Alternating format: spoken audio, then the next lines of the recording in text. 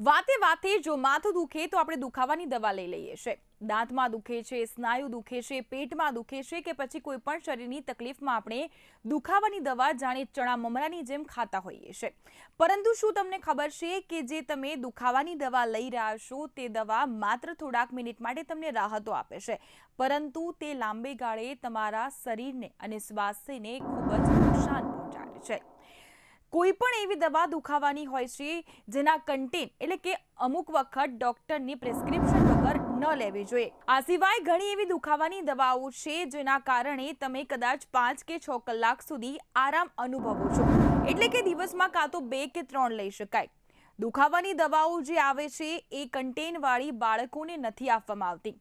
સૌથી મહત્વની બાબત છે કે જ્યારે પણ તમે દુખાવાની દવા લો છો અને તમને જે તકલીફો પડે છે ત્યારે તમને ખબર પડવી જોઈએ કે તમે દુખાવાની દવા ઓવરડોઝ લઈ રહ્યા છો, જેમાં કાનમાં તમને દુખાવો થાય છે, વધારે પડતું માથું દુખવા માંડે છે, ચક્કર આવે છે અથવા તો શ્વાસ લેવામાં તકલીફ પડે છે। આ સિવાય લાંબે ગાળે પણ ઘણી બધી સમસ્યાઓ થાય છે। તો આવો જાણીએ કે લાંબે ગાળે તમે જે દુખાવાની દવાઓ ચણા મમરાની જેમ ફાંકો છો કે લો છો તે દવાથી લાંબે ગાળે તમને શું નુકસાન થાય છે।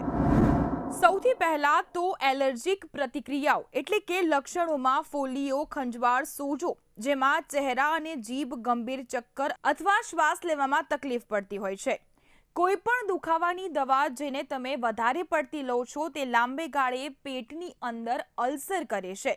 લાંબા સમય સુધી ઉપયોગ અથવા પેટ આંતરડાના અલ્સરના વિકાસ તરફ તે દવાઓ તમને દોરી જાય છે।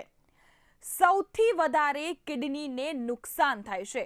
કોઈ પણ દવા તમે તેની માત્રા કરતાં વધારે લો છો જેના કારણે લાંબા સમયે તમારી કિડનીને ખૂબ જ નુકસાન પહોંચતું હોય છે અને જેના કારણે જ દવાઓ ડૉક્ટરની પ્રિસ્ક્રિપ્શન વગર ન લેવી જોઈએ।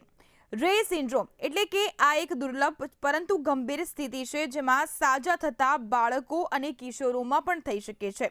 વાયરલ ચેપ જે તાવવાળા બાળકો અથવા કિશોરોને અમુક દુખાવાની દવા બાળકોને ન આપવી જોઈએ।